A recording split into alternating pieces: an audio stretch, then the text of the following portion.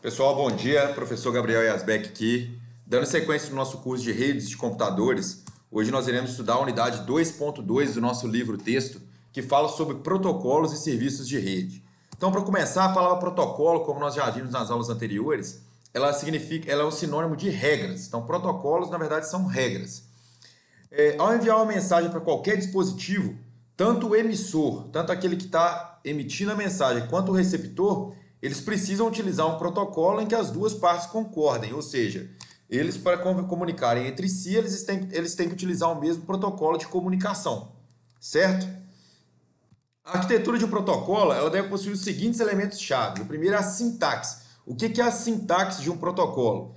É a estrutura ou o formato dos dados. Por exemplo, um protocolo utiliza 8 bits para o endereçamento do emissor, 8 bits para o endereçamento do receptor e 48 bits para o conteúdo da mensagem. Então, suponha que você tenha um protocolo de comunicação, a sintaxe dele ele seria mais ou menos dessa forma, onde você teria 8 bits para indicar o IP, né, o endereço do emissor da mensagem, 8 bits para indicar o endereço do receptor e o restante dos bits aqui para indicar o conteúdo dessa mensagem. A outra regra que a gente tem que ter nos protocolos também é chamada de semântica. O que é a semântica? Ela analisa qual é a característica de cada seção de bits, como cada padrão se comporta e qual deve ser a decisão tomada. Ou seja, enquanto a sintaxe ela se refere à forma com que os dados são apresentados, a semântica significa a interpretação desses dados. Por exemplo, o conteúdo dos pacotes para acessar um site, ou seja, o conteúdo, a interpretação dos dados de um pacote para acessar um site vai ter a semântica diferente, vai ser diferente de pacotes de dados destinados a streaming de vídeo. Então, a interpretação desses dados vão ser diferentes. No caso do site, você estaria pegando hiperlink, hipertextos, etc., e converteria. E no caso de streaming, você estaria pegando frames de vídeo, né? Então, a interpretação desses dados são diferentes. E nós temos também o time, né? O time no protocolo ele se refere ao tempo durante o qual as mensagens são enviadas. E nesse tempo, o que você verifica? Verifica-se quando a mensagem deve ser enviada. Então, o protocolo ele tem que saber quando ele deve enviar essa mensagem e qual a velocidade que essa mensagem deve ser enviada. Vamos dar um exemplo prático da parte de time. Suponha que o time para você enviar uma mensagem seja na velocidade de 100 megabits por segundo. Você envia 100 megabits por segundo. Porém, o receptor ele só pode receber essa mensagem a 1 megabit por segundo. Então, o que se pensa que vai acontecer? Olha, eu estou te mandando 100 megabits por segundo. Você só consegue absorver 1 megabit por segundo. O que vai acontecer com a nossa transmissão, com a nossa comunicação, né? Vai acontecer uma sobrecarga do receptor e a grande parte desses dados eles serão perdidos, né? Vai acontecer uma sobrecarga de dados. Então, no geral, a capacidade do receptor, a velocidade de recepção, de download do receptor, é ideal que ela seja no mínimo igual à velocidade de emissão, né? Para que você tenha um fluxo de dados constantes e sem perdas. Mas não é uma regra, você também pode ter um esquema de buffer, fazer uma fila para esses dados, e existem então outras formas de você tratar isso. Tá? Mas o ideal é que o receptor ele tenha maior capacidade de absorver os dados do que o emissor, né? Desculpa. Bom, assim como determinado pelo modelo de referência OSI, que nós vimos na aula passada, os protocolos de rede eles também são organizados em camadas, né? A função primordial de um protocolo é fornecer serviços às camadas superiores. Como que ele faz isso, então? O mecanismo utilizado nos protocolos eles faz com que a camada N de um dispositivo se comunique com a camada N de outro dispositivo. Além disso, o protocolo ele efetua a negociação entre as partes para que seja provida a comunicação. Vamos ver isso aqui. Então, a função de protocolo é garantir que uma camada de um dispositivo comunique-se com a outra camada do dispositivo. Então, isso daqui é uma das funções do protocolo. E ele também tem que garantir em fazer as interfaces entre as camadas do seu protocolo. Então, ele garante que você consiga comunicar uma camada inferior com a superior em dois sentidos. Então, são as duas funções dos mecanismos dos protocolos, ok?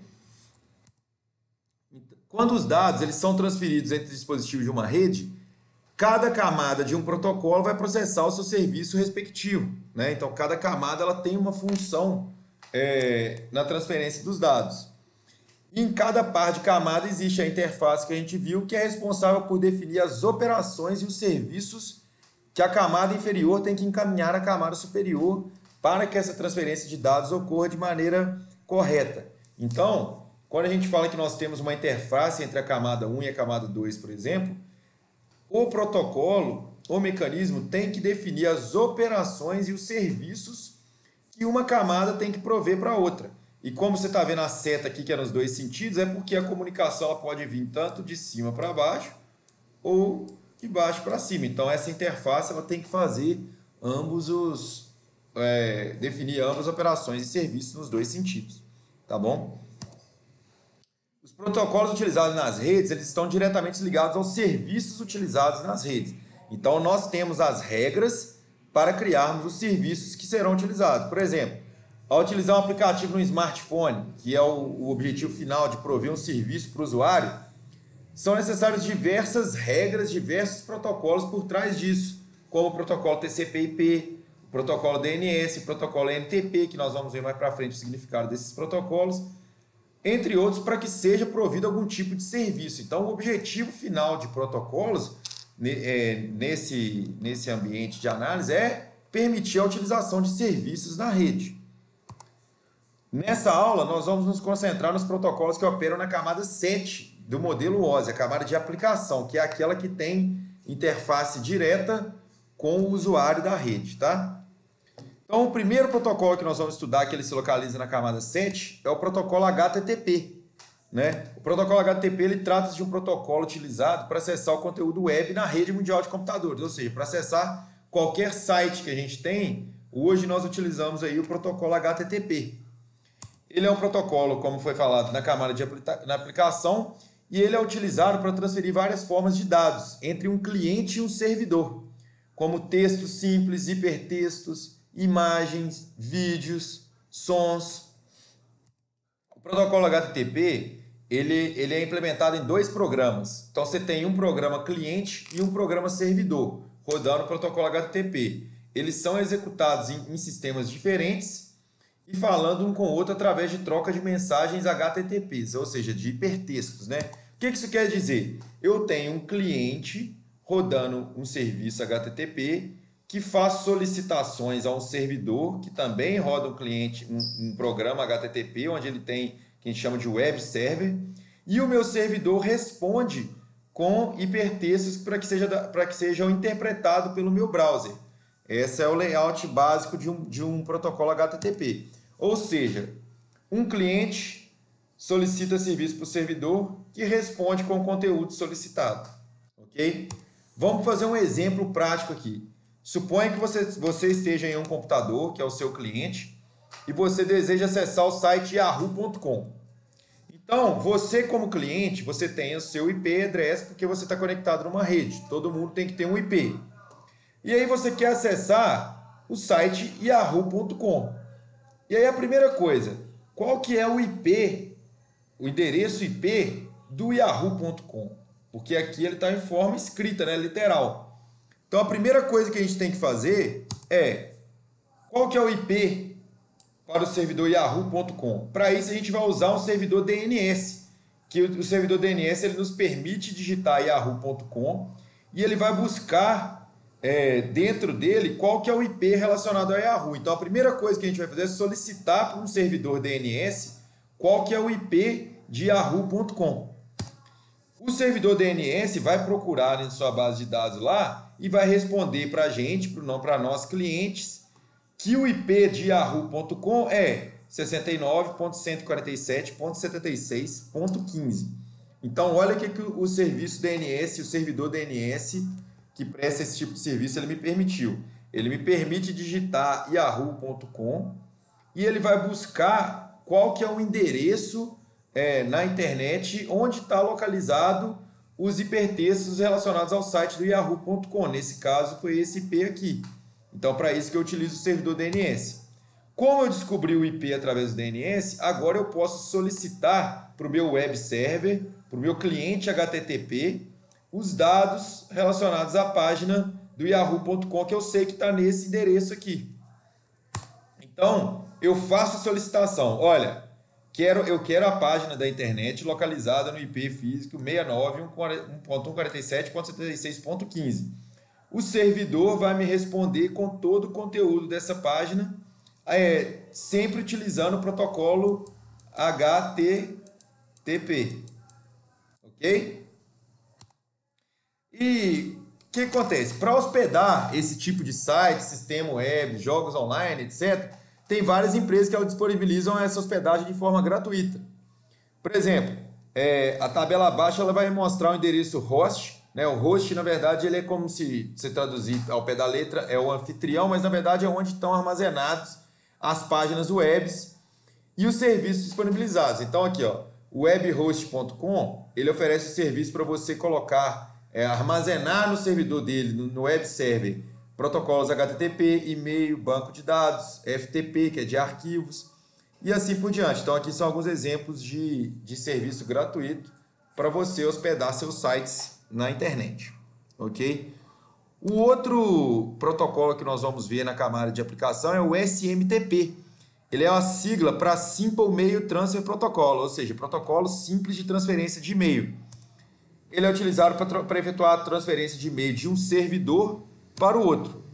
Então nós temos uma imagem aqui, suponha que eu quero enviar um e-mail, que eu estou aqui no computador, no PC0, e quero enviar um e-mail para o PC1. Como eu quero enviar uma mensagem, eu preciso de regras que façam com que essas mensagens sejam entregues e eles se comuniquem entre si. Então eu quero enviar um e-mail entre os dois computadores. Como que funcionaria a sequência através do protocolo do SMTP?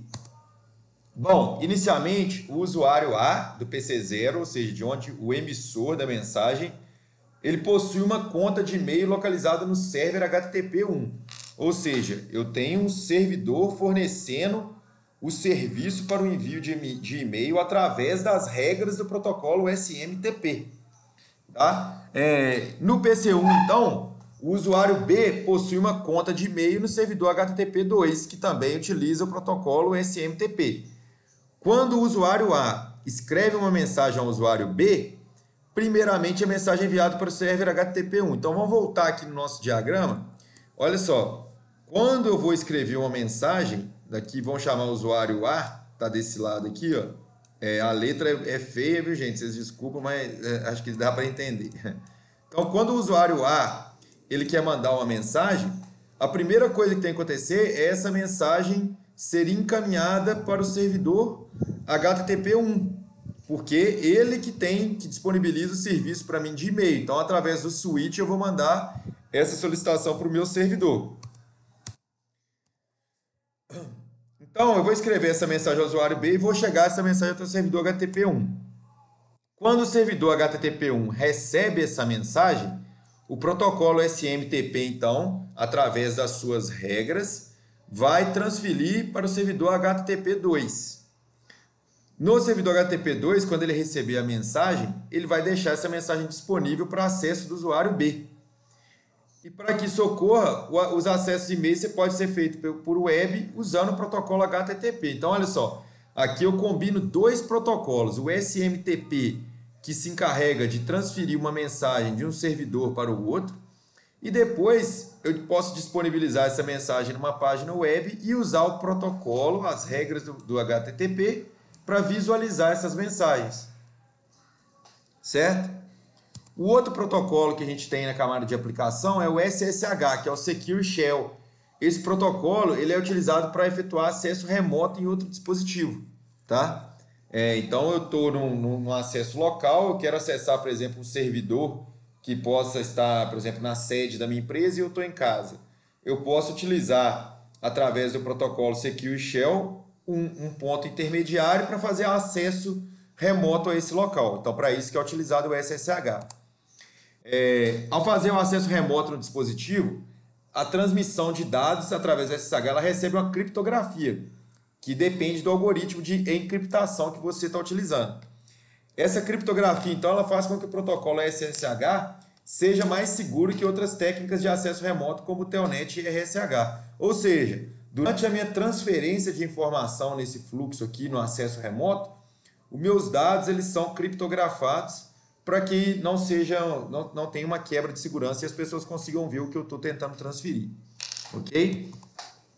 O outro protocolo na camada de aplicação é o RTP, que é o Real Time Protocol. Então, ele é um protocolo de transporte utilizado na camada de aplicação para prover serviços streaming de áudio e vídeo. Então, por exemplo, quando você está assistindo o seu Netflix lá ou assistindo Twitch, alguém fazendo uma stream online, a gente não está usando o protocolo HTTP, a gente usa o RTP, que é o protocolo em tempo real, que é estruturado, que são regras feitas para esse fim. Né? Com esse mecanismo é feito o transporte das mensagens ponto a ponto, fim a fim dos dados do tipo multimídia. O cabeçalho desse protocolo, dessas regras, ela possui informações de um campo específico sobre o tempo, né? Porque como é em tempo real, é importante você ter esses campos para monitoramento. Então, a gente, nesse protocolo, no cabeçalho dele, tem uma parte aqui chamada de timestamp, né? Amostra de tempo, que é para compensar o atraso dos pacotes. Então, você tem um delay, na verdade, nada em tempo real, né? Se a gente for pensar literalmente, fisicamente, é impossível que algo seja em tempo real, porque você tem o tempo de transmissão dos dados. E no protocolo RTP, você tem esse campo timestamp para compensar esses delays que vão acontecer, que é impossível não acontecer. E ele vai ajudar a evitar a degradação dos serviços providos.